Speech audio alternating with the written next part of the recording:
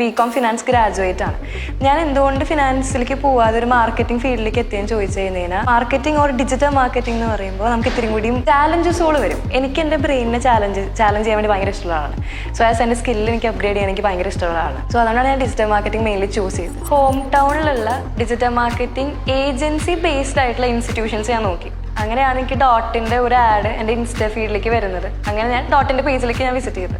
അങ്ങനെ പേജിൽ കയറിയപ്പോൾ എനിക്ക് മനസ്സിലായി, മോർ ദാൻ നമ്മളിരുന്ന് ഒരു ക്ലാസ് റൂമിൽ ഇരുന്ന് പഠിക്കുന്നതിനെക്കാട്ടും കൂടുതൽ ഒരു ലൈവ് എക്സ്പീരിയൻസും അല്ലെങ്കിൽ ലൈവ് പ്രോജക്റ്റിൽ വർക്ക് ചെയ്യുക എന്നുള്ളത്. ഡോട്ടിൽ കയറി കഴിഞ്ഞാൽ നമുക്കൊരു ലൈഫ് ഉണ്ടായിരിക്കും. നമുക്ക് വെറുതെ ക്ലാസ്സിൽ പോയി വരുന്ന ആ ഒരു മൂഡി ആയിട്ടുള്ള ഒരു അറ്റ്മോസ്ഫിയറിൽ നിന്ന് മാറിയിട്ട് നമുക്ക് എനർജറ്റിക് ആയിട്ട് എന്തെങ്കിലും ചെയ്യാൻ പറ്റുമെന്ന് എനിക്ക് മനസ്സിലായി.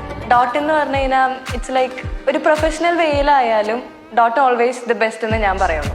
കാരണം എന്താണെന്ന് വെച്ച് കഴിഞ്ഞാൽ, ഞാൻ ഇന്റേൺഷിപ്പിൽ സ്റ്റാർട്ട് ചെയ്തപ്പോഴാണ് എന്താണ് ശരിക്കും ഒരു ഡിജിറ്റൽ മാർക്കറ്റർ ചെയ്യേണ്ടതെന്നുള്ളത് എനിക്ക് മനസ്സിലായത്. അങ്ങനെ ലൈവ് പ്രോജക്റ്റിൽ ഞാൻ വർക്ക് ചെയ്ത് തുടങ്ങിയപ്പോൾ നല്ലൊരു ടോപ്പ് മോസ്റ്റ് ആയിട്ട് നല്ല കമ്പനീസ് ലൈക്ക് ഓപ്പൻസോ, ഡോക്ടർ പോൾസ്, ഇവരുടെയൊക്കെ പേജസിൽ എനിക്ക് വർക്ക് ചെയ്യാൻ പറ്റി. അത്രയും നല്ലൊരു കമ്പനീസിൻ്റെ ലൈവായിട്ട് പോകുന്ന പേജസിലൊക്കെ വർക്ക് ചെയ്തപ്പോൾ എനിക്ക് ശരിക്കും ഒരു അച്ചീവ്മെൻ്റ് ആണ്. അതിനുള്ള ഒരു ഓപ്പർച്യൂണിറ്റി തന്നത് എപ്പോഴും ഡോട്ട് തന്നെയാണ്.